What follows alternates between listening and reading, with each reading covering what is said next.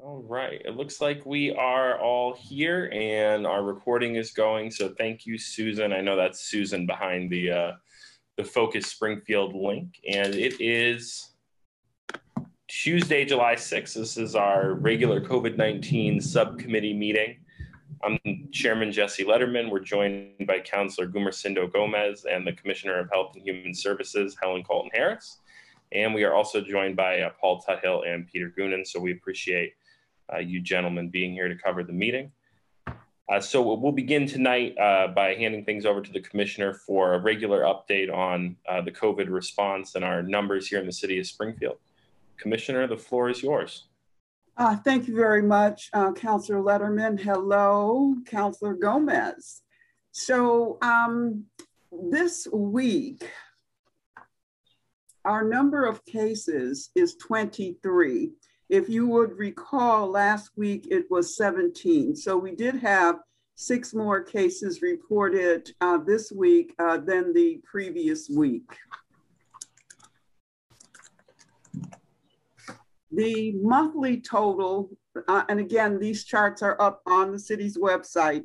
The monthly total for June is 153 for the entire month. So it looks like as a month, we're doing well.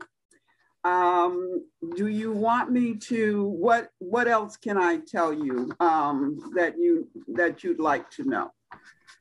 Sure, Commissioner. How are the vaccination numbers in terms of our rates since the last meeting 2 weeks ago going? And also, I think, well, let's start with how you view the numbers as going. So in the city of Springfield, the percentage of fully vaccinated individuals stands at 41.1%. The percent of the Commonwealth that is fully vaccinated is 60.4%. So again, we are about 20% below the state average as it relates to vaccinations. As it relates to race, and I'm just going to do, I think, the Black rate for the city of Springfield right now fully is 35.3%. For the state, it's 49.8%. Percent of the Hispanic population is 35.3%, and 49.8% is the state rate. The white rate for the city of Springfield at this point, 58.9% for the city and 63.7% for the state. So again, in all categories, it appears as though we as a city are lower than the rest of the average for the Commonwealth. How have the, I know you've been holding the weekly outreach meetings, Commissioner, with the folks that are doing outreach in the city. How have those been going, and what are their plans for the summer months? So yes, the meetings have been going excellent. We have had more individuals attend those meetings. Now Bay State is now attending Mercy Medical Center, Tapestry, BHN, as well as the COVID-19 outreach teams that are paid to be in the Black and Brown community. So everybody's been meeting. So what is the plan? On July the 24th, there'll be a major outreach event that will be held at Magazine Park. So we are comparing with each other as far as our outreach efforts are concerned, but also planning that event. Big Y will be holding a COVID clinic in the parking lot on St. James Avenue. We will start there. And that will happen the 23rd and the 24th, and then the 30th and the 31st. So we will be in that parking lot that Friday evening and that Saturday morning. So There are a lot of individuals trying to get our numbers out. There's a lot of outreach going on in our neighborhoods. It does not appear, however, if you remember last week's number, I believe was 39.6. So we moved the needle a bit, but not a whole bunch. What was the date on that Magazine Park event, Commissioner? I apologize. It is going to be July the 24th. Okay. Councilor Gomez, did you have any questions for the Commissioner?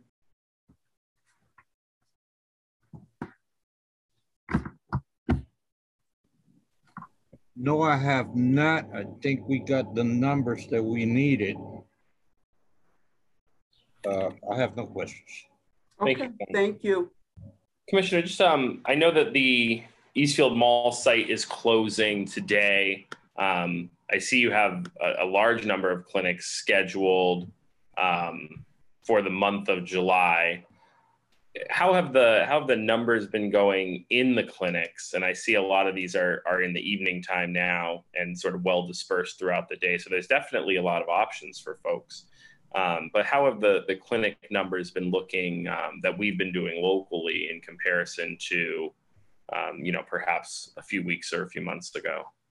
Well, I think everywhere across the Commonwealth and maybe even the nation, the numbers are extremely low. So we are seeing about 10 or less individuals in our clinics, but it's important for us to keep them there because we want to make sure that people know that we're there. And as you said, as Eastfield Mall starts to shutter, or they have, I believe today was their last day, as that happens, then we need to make sure our residents have options. So we'll keep our clinics open just as they are, and hopefully the foot traffic will increase.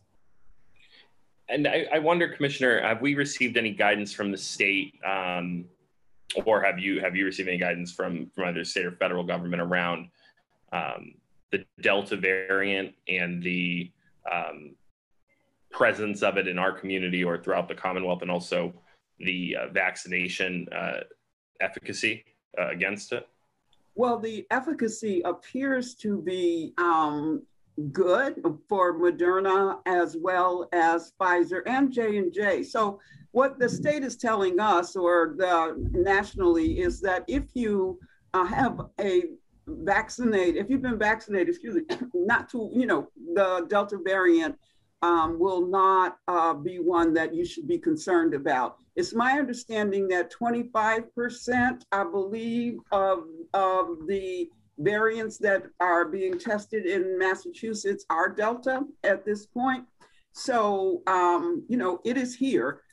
Is it in the city of Springfield? I'm sure it is. Has anyone told me what those numbers look like? No.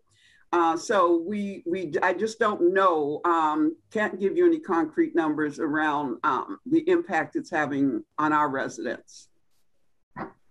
Well, thank you, Commissioner. I certainly have been listening to some of the, national reporting around it. And I think the biggest concern is for those that are unvaccinated, so I'm hopeful that, and I'm sure that our outreach teams are communicating to folks that is a significant threat if they are unvaccinated.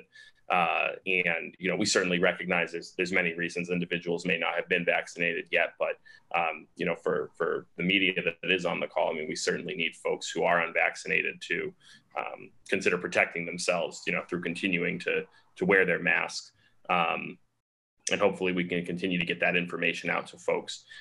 Commissioner, is there, in addition to what I know councilors have been in their own way doing outreach and going on the radio, going on the internet, speaking with their constituents, but is there anything at this time that we could be of assistance with as you kind of set your goals through the summer?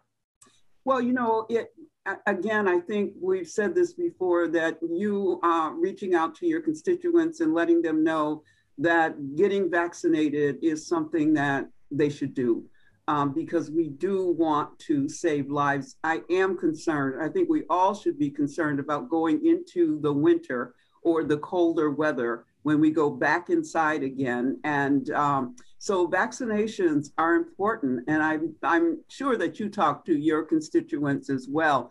I should say one more event that we're doing on the 17th of July is called Shot for Shots. And so we are going to have a basketball tournament with 8 teams. And so we will be doing vaccinations at that as well in Sear Arena. The game will be at Forest Park.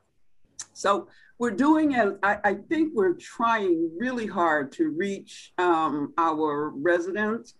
The school department is offering vaccines for the summer for children who are in summer school or anyone who brings back the permission slip. You know, we can't vaccinate without that permission slip. So that's critical that parents do sign for their children 12 and above to get vaccinated.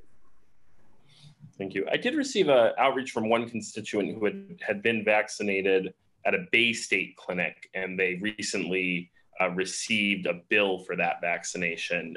Do we know who they can contact specifically about that? Because I know that I had heard of this happening before, and I'm sure it's a mistake, but. The vaccination itself is free. What they may be charging the individual for is the administration of the vaccine. So when we vaccinate, we can bill Mass Health or a third-party insurance for the administration. So I'm wondering if that's what the bill is for.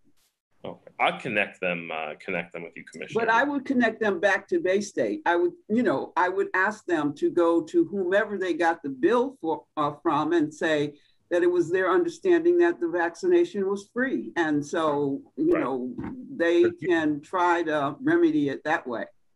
They're given all kinds of incentives to get vaccinated, and now they're going to send the bill. Yeah. Yeah, we'll certainly follow up with them. I just wanted to see if we had heard of any other interactions. Well, Commissioner, thank you very much for your report as always, and for your work and your team's work. We'll continue to stay connected in the next 2 weeks, and we'll look forward to meeting back here again for another update in the future. Certainly, we'll convey these events to the rest of the council as well, and we'll look forward to supporting you at them. Councilor Gomez, unless you had any additional questions, I've certainly had my questions answered. Yes, Helen, I did hear you talked about different events throughout. Anything coming our way in Ward 1? In Ward 1, is there anything coming? That's a good question. I have not heard of anything in Ward 1. So the basketball tournament in Forest Park, we do have New North Citizens Council is working with us. They're at our meetings every Thursday. So they are helping to do the one at Magazine Park.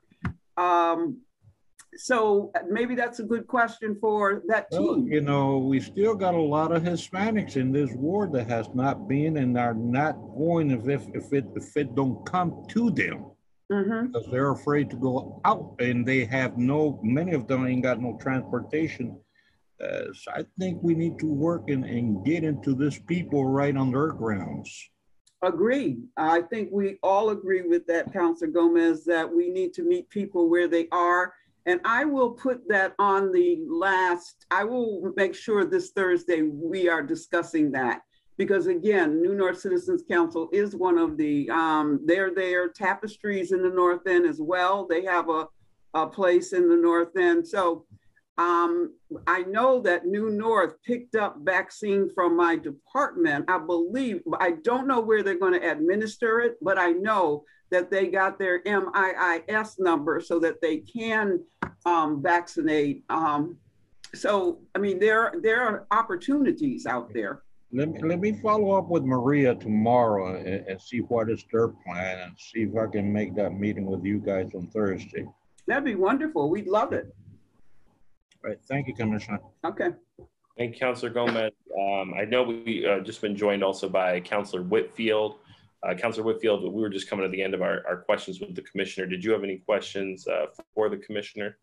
The only question that I have is, will there be a mobile vaccination bus in the city of Springfield? Will there be a mobile vax bus? So there, you know that there will be a van that Curative is having a van at the Family Center on Acorn Street every Wednesday. So that's mobile. We're working with Big Y. So on the 30th, 31st, 23rd, and 24th, we'll be doing vaccinations in their parking lot. While it won't be a mobile van, it will be under a tent. Pride gas station, they're also going to be doing vaccinations. And St. James Avenue, Pride is going to do State Street and in the North End. So they will be those. So we're trying to set up as many options as possible with Curative so that we can at least have vaccinations in places where people are. So we won't have a mobile bus, but we'll have mobile opportunities where we'll be someplace, and there will be a mobile van again at the Family Center on Wednesdays. Appreciate it. Commissioner, on that note, I mean, it certainly sounds, to Councilor Whitfield's point, like we have the ability to be mobile.